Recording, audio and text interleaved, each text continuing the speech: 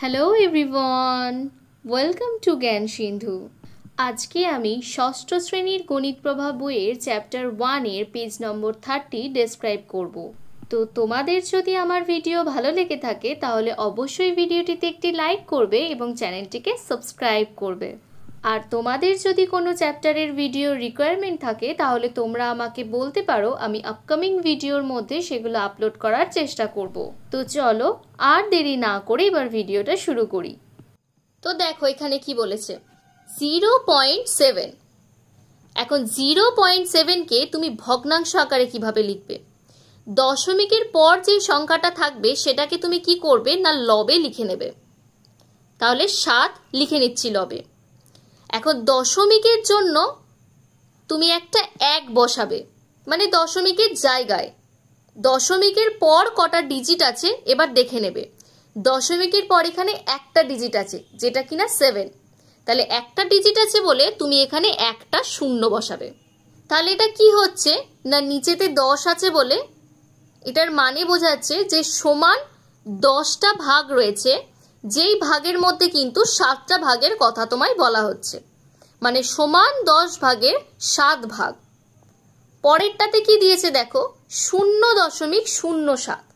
তাহলে দশমিকের পর যেটা রয়েছে সেটাকে আমরা লিখে নিচ্ছি 07। 07টাকে আমি 7 লিখছি, কারণ 07 আর 7-এর ভ্যালু কিন্তু একই বোঝাচ্ছে। এখন দশমিকের পর কটা ডিজিট আছে, এই একটা ডিজিট আর এই দুটো ডিজিট। তাহলে দশমিকের জায়গায় আমি বসিয়ে নিচ্ছি একটা 1, আর দশমিকের পর দুটো ডিজিট আছে বলে আমি দুটো শূন্য বসিয়ে দিচ্ছি। তাহলে এটা কি বোঝালো, সমান 100 ভাগের 7 ভাগ। এখন পরেরটা কি বলেছে দেখো, 0.007। তাহলে 007 যা 7 তাই, তাহলে ওপরটাই আমি লিখে নিচ্ছি 7। আর দশমিকের পর কটা ডিজিট আছে, একটা, দুটো, তিনটে। তাহলে আমি একের পিঠে একটা, দুটো, তিনটে শূন্য বসিয়ে নিলাম।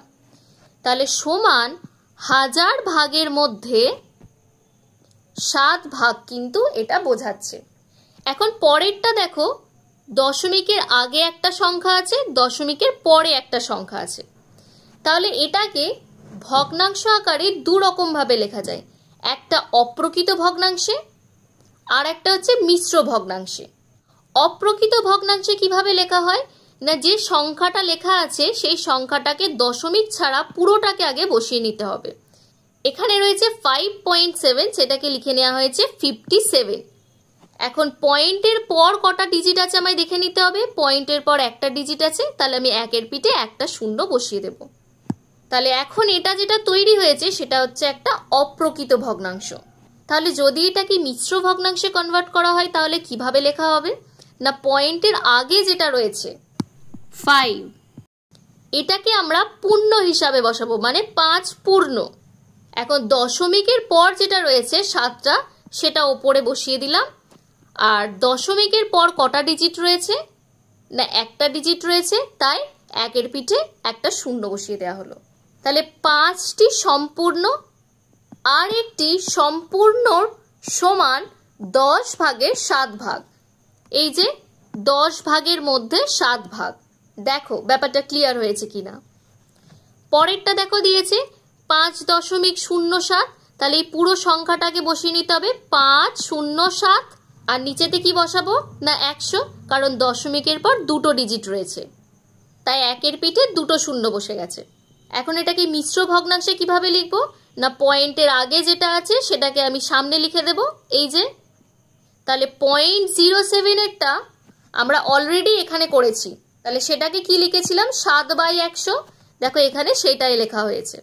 তাহলে এখানে কি হচ্ছে না 5টি সম্পূর্ণ হচ্ছে ও আরেকটি সম্পূর্ণ সমান 100 ভাগের 7 ভাগ কিন্তু বোঝাচ্ছে। পরেরটা রয়েছে 5.007, তাহলে 5007 বসিয়ে নেওয়া হয়েছে। আর এখানে দশমিকের পর 3টে ডিজিট রয়েছে, তাই এখানে একের পিঠে 3টে শূন্য বসানো হয়েছে। তাহলে মিশ্র ভগ্নাংশ দেখো সেম করা, এখানে 5 পূর্ণ, এই যে 5 পূর্ণ বসিয়ে দিয়েছে, 7কে ওপরে লিখেছে, আর নিচে যেমন 1000 ছিল এখানে বসিয়ে দিয়েছে। এইটুকুটাও কিন্তু আমরা এইখানেতে অলরেডি করে এসেছি। তাহলে এটা কি হবে না 5টি সম্পূর্ণ আর একটি সম্পূর্ণ সমান 1000 ভাগের মধ্যে 7 ভাগ। দেখো ব্যাপারটা ক্লিয়ার হয়েছে কিনা। তাহলে চলো এখন চলে যাচ্ছি পরের অংশে। তাই দেখছি 0.7, 0.07 আর 0.007 এখানে গ্রেটার দেন আর লেস দেনের মধ্যে কোন চিহ্নটা বসাবে সেটা তোমাদেরকে বলতে হবে। এখানে এই প্রথমের ভগ্নাংশটা হচ্ছে 7/10, তারপরেরটা হচ্ছে 7/100, তারপরেরটা হচ্ছে 7/1000।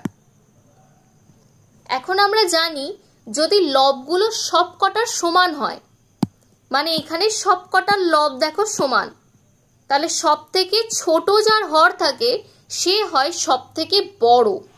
তাহলে এই ক্ষেত্রে হচ্ছে 0.7 সব থেকে বড়। তাহলে আমরা কি করব না গ্রেটার দেনের সাইনটা বসাবো। তার থেকে ছোট হচ্ছে এটা, তাহলে এখানেও আমি গ্রেটার দেনের সাইন বসাবো। আর তার থেকে ছোট হচ্ছে এটা। এখন এইটার জন্য সবকটার আগে সামনের অংশটা দেখে নেব, মানে পয়েন্টের আগে এটাতেও 5 আছে, এটাতেও 5 আছে, এটাতেও 5 আছে, সবকটাতে ইকুয়াল আছে। এখন যদি ইকুয়াল না থাকতো, ধরো সেখানে রয়েছে 5, একটাতে রয়েছে 6 আর একটাতে রয়েছে 7, তাহলে যেটাতে 7 আছে সেটা হতো সব থেকে বড়, তার থেকে ছোট হতো 6, তার থেকে ছোট হতো 5। তখন আমাকে দশমিকের পরের অংশটা দেখার দরকারই পড়তো না। তাহলে ওইগুলোকে যদি আমি বাদ দিয়ে দিই, প্রথমের ভগ্নাংশটা হবে 7/1000, তারপরেরটা হবে 7/100, তারপরেরটা হবে 7/10। তাহলে এই ক্ষেত্রে সব থেকে বড় হচ্ছে এটা আর সব থেকে ছোট হচ্ছে এটা। তাহলে এখানে আমি লেস দেনের সাইনটা বসাবো। এখন এটা ছোট আর এটা বড়, তাহলে এখানেও হবে লেস দেনের সাইন। আমরা জানি যে এই সাইনটার মানে হচ্ছে প্রথমে ছোট আর তারপরেরটা বড়। প্রথমে যদি ছোট নাম্বার থাকে সেটাকে বলা হয় লেস দেনের সাইন, আর প্রথমে যদি বড় থাকে সেটাকে বলা হয় গ্রেটার দেনের সাইন। মানে এই যে এইরকম যদি প্রথমটা বড় হয় আর পরেরটা ছোট হয়, তাহলে এই যে সাইনটা হবে সেটাকে বলা হবে গ্রেটার দেনের সাইন। দেখো ক্লিয়ার হয়েছে কিনা। নেক্সট বলেছে দশমিক সংখ্যা আর তার অখণ্ড অংশ এবং দশমিক অংশ। তাহলে দশমিকের আগে দেখো এখানে 0 বসানো আছে, তাহলে এককের ঘরে 0 বসানো। দশমিকের পর যেটা রয়েছে সেটা 7, তাহলে কার ঘরে হবে না দশাংশের ঘরে হবে, কারণ দশমিকের পরে যে ডিজিটটা থাকে সেটা হচ্ছে দশাংশের ঘরের ডিজিট। তারপরেরটা দিয়েছে দেখো 0.007, তাহলে এখানে কি কি ঘর রয়েছে দশাংশ, তারপরেরটা শতাংশ, তারপরেরটা হচ্ছে সহস্রাংশ। তাহলে এখানে প্রথম ঘরটাতে বসবে 0, তারপরেরটাতে 0, তারপরেরটাতে 7। দেখো এখানে বসেছে 0, তারপরেরটাতে 0, তারপরেরটাতে 7। 5.7, তাহলে পয়েন্টের আগে যেটা রয়েছে সেটা হচ্ছে এককের ঘরের, তাহলে এককের ঘরে বসেছে 5।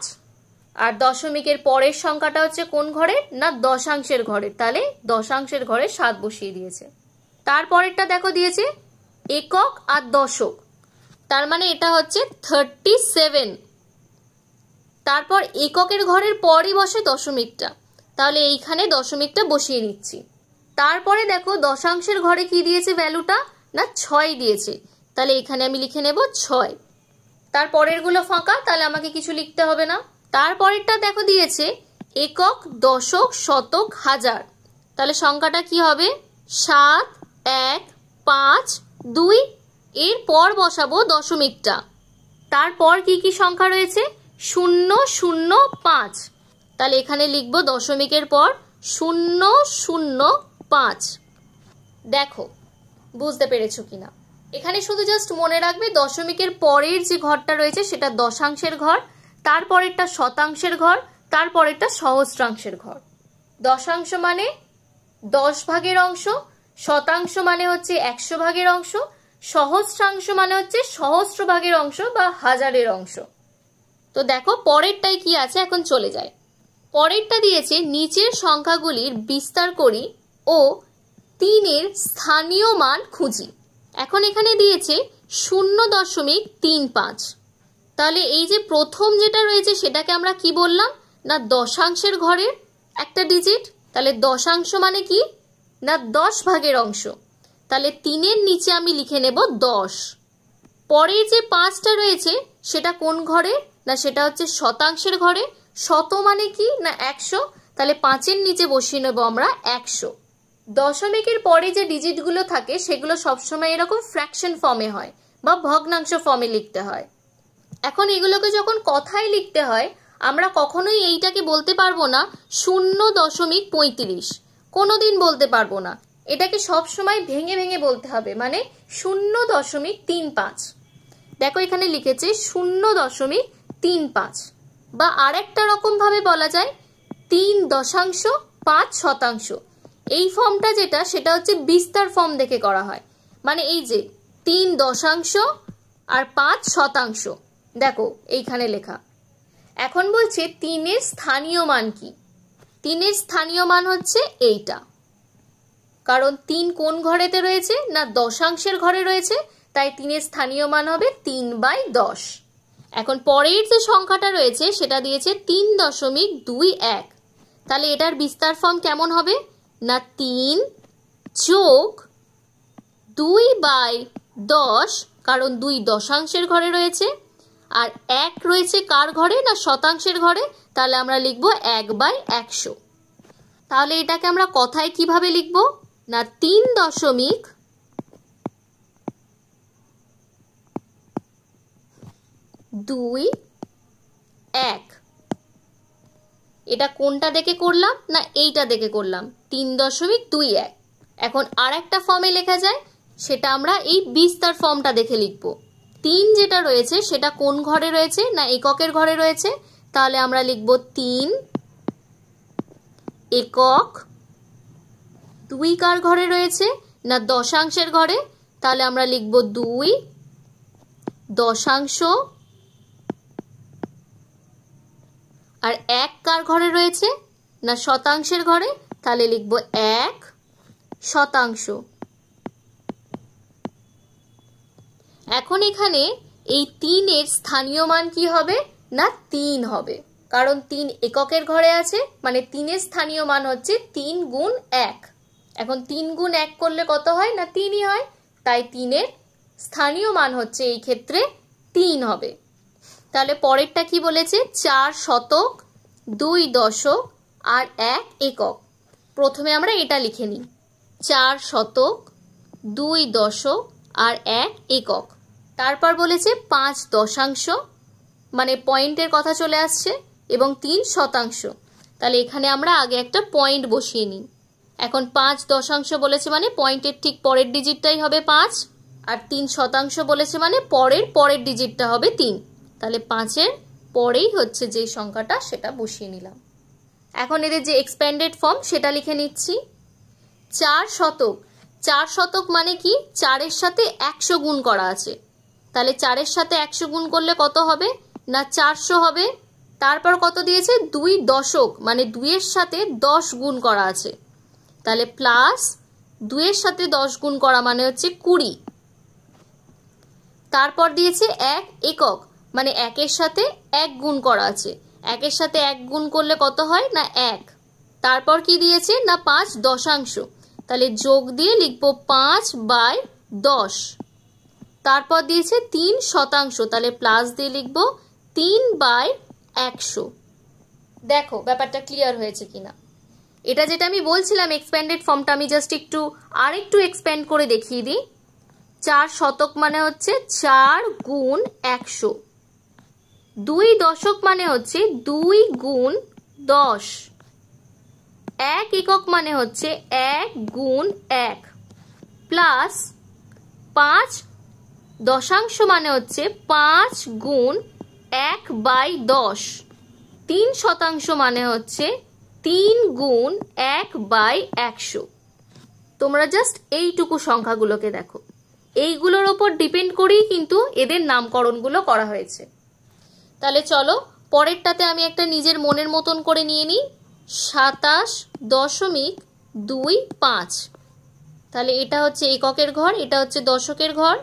তাহলে এক্সপ্যান্ড করতে গিয়ে আমার হবে এটা 20 প্লাস 7 প্লাস 2/10 প্লাস 5/100, কারণ 2 দশাংশের ঘরে এবং 5 শতাংশের ঘরে আছে।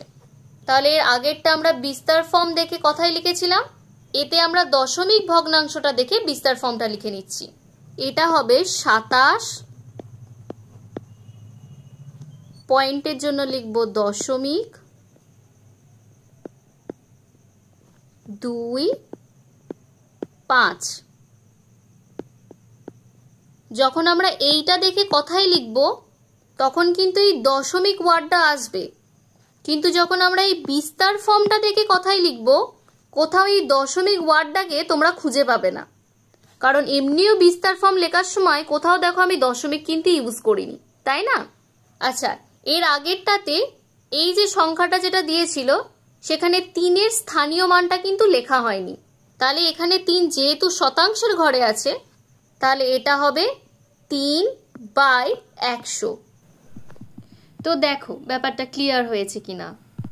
তো আজকে 30 নম্বর পেজ ডেসক্রাইব করলাম, পরের দিন 31 নম্বর পেজ ডেসক্রাইব করব।